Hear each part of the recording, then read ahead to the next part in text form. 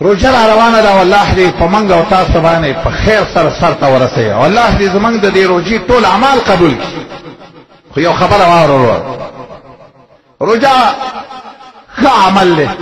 والله پې ډېر خوشحالېږي په روجه باندې. خو یو ټکی واوره، که په دې روجه کې ستا د بل مسلمان سره په زړه کې بغض و، ستا د بل مسلمان سره مینه نشته دی،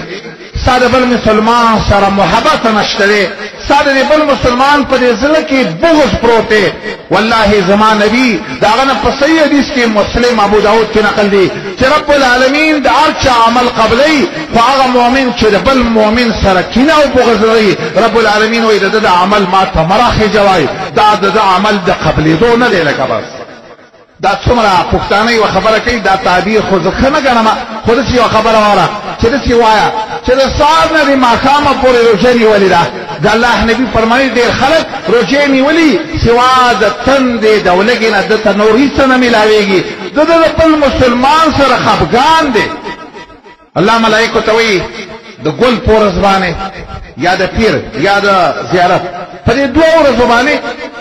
د هر چا عمل بره کېږي، بره إليه يسعد الكلم الطيب والعمل الصالح. رب العالمین ته د نیک اعمال بره کېږي، د هر چا دا پورته کېږي. خو الله وایي ملایکو ته